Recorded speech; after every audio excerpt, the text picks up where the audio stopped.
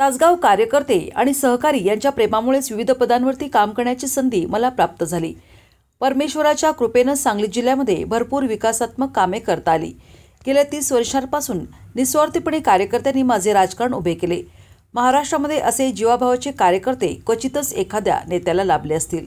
त्यापैकी मी एक स्वतःला भाग्यवान समजतो। तुमच्या ऋणातून मी उतराई होऊ शकत नाही। यापूर्वी कार्यकर्त्यांच्यासाठी मी जास्तीत जास्त वेळ देऊन काम करण्याचा प्रयत्न केलाय आणि इथून पुढच्या काळामध्ये सुद्धा माझे आयुष्य माझ्या या जीवाभावाच्या कार्यकर्त्यांसाठी पूर्वीपेक्षा अधिक क्षमतेने आणि अधिक तत्परतेने पूर्ण वेळ देऊन काम करण्याची मी भूमिका आज तुमच्या सर्वांच्या साक्षीने जाहीर करतो, असं प्रतिपादन माजी खासदार संजय काका पाटील यांनी केलं। इथून पुढे कार्यकर्ते हाच माझा पक्ष अशी भूमिका संजय काका पाटील यांनी व्यक्त केली। आगामी स्थानिक स्वराज्य संस्थांच्या निवडणुकीच्या पार्श्वभूमीवर तासगाव कवठेमहांकाळमधील संजय काका पाटील समर्थकांनी आयोजित केलेल्या संवाद मेळाव्यात माजी खासदार संजय काका पाटील बोलत होते। यावेळी बोलताना संजय काका पाटील म्हणाले, विधान परिषद आणि लोकसभेच्या माध्यमातून सांगली जिल्ह्यामध्ये मला भरीव काम करता आले आहे।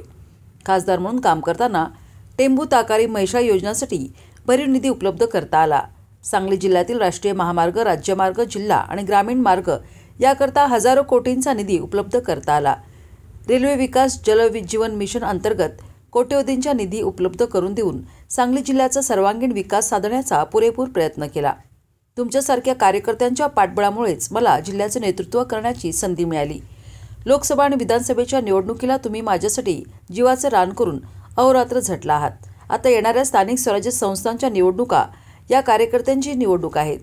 आता माझे कर्तव्य आहे येणाऱ्या निवडणुका या मी स्वतः हातात घेऊन कार्यकर्त्यांना यश प्राप्त होण्यासाठी मी अहोरात्र झटणार आहे। यासाठीच आजचा संवाद मेळावा आपण आयोजित केला आहे। इथून पुढचे जे काही माझे निर्णय असतील ते फक्त आणि फक्त कार्यकर्त्यांच्या हितासाठीचे, कार्यकर्त्यांना विचारात घेऊन असतील। या बोलताना युवा नेते प्रभाकर बाबा पाटील म्हणाले, इथून पुढच्या काळात नेता म्हणून नव्हे तर तुमचा सहकारी म्हणून तुमच्या खांद्याला खांदा लावून काम करणार असल्याची भूमिका माझी असेल। आगामी स्थानिक सदस्य संस्थांच्या निवडणुका करता मी उपलब्ध राहणार आहे। यावेळी मोठ्या संख्येने कार्यकर्ते उपस्थित होते। कार्यकर्त्यांची संवादाची बैठक आयोजित केली होती। त्या बैठकीच्या दरम्यान जवळजवळ 70-80 कार्यकर्त्यांनी आपापल्या भावना व्यक्त केल्या। आमची सूचना कुणावरही टीका टिप्पणी न करता आपल्या भावना व्यक्त करा। कार्यकर्त्यांची भूमिका ही निश्चितपणाने कार्यकर्त्यांनी व्यक्त केली। उद्याच्या काळामध्ये येणाऱ्या जिल्हा परिषद, पंचायत समिती, नगरपालिका आणि महानगरपालिका या निवडणुकीच्या निमित्तानं कार्यकर्त्यांची बैठक बोलवली होती।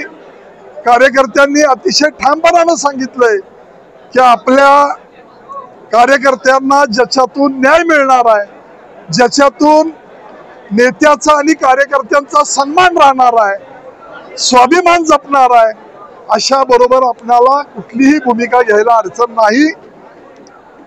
आजच्या परिस्थितीमध्ये आम्ही या तालुक्याची आघाडी तासगाव आणि कवठेमहांकाळ या माध्यमातून लढण्याचा विचार केलाय। काही पक्षाच्या नेत्यांचे फोन आलेले आहेत, निरोप आलेले आहेत, त्यामुळं त्यांच्याशी या सगळ्या प्रक्रियेशी बोलणं झाल्यावर लवकरात लवकर त्यांच्याशी कार्यकर्त्यांना पुन्हा काही प्रमुख मंडळींशी चर्चा करून तो निर्णय करतोय।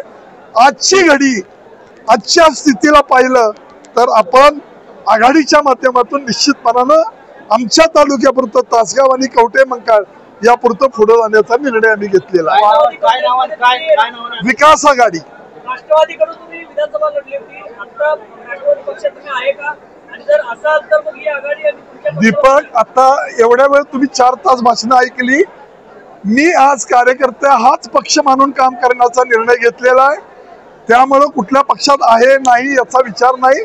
कार्यकर्ते जे म्हणतायत तो माझा पक्ष असेल ही माझी भूमिका आहे। तुम्ही वारंवार सांगत होता की माझा संयम, माझा